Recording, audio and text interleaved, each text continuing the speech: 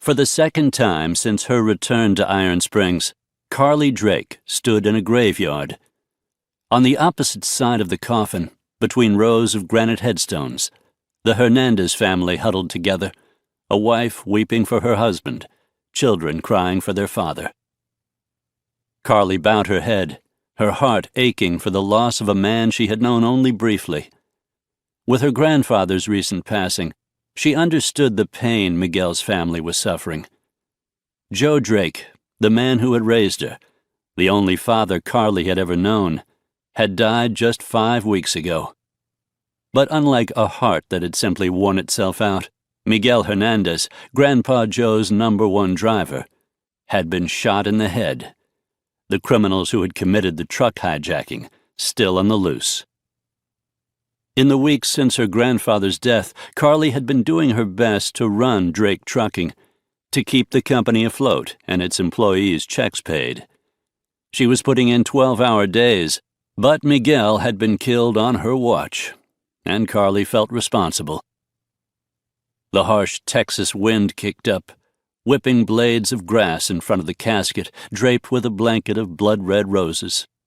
The end of September weather was fickle, hot and humid one day, rainy and overcast the next. Strands of heavy blonde hair tore free from the tight bun at the nape of her neck.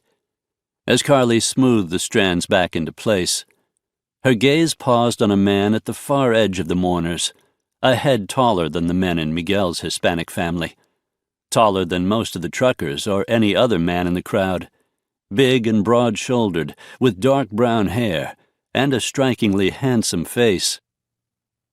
Carly leaned over and spoke quietly to the woman beside her, Brittany Howarth, a willowy brunette who had been her best friend in high school.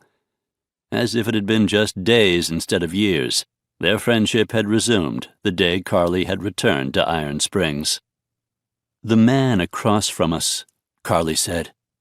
"The tall one? He was also at Grandpa Joe's funeral. I remember him going through the line to pay his respects, but I was hurting so much I barely paid attention. Do you know who he is?" Brittany looked surprised. "You're kidding, right? You don't recognize him? Obviously you don't read the gossip rags.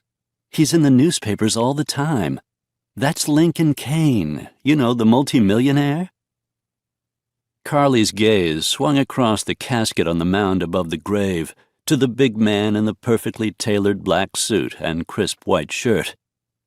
"That's Cain?"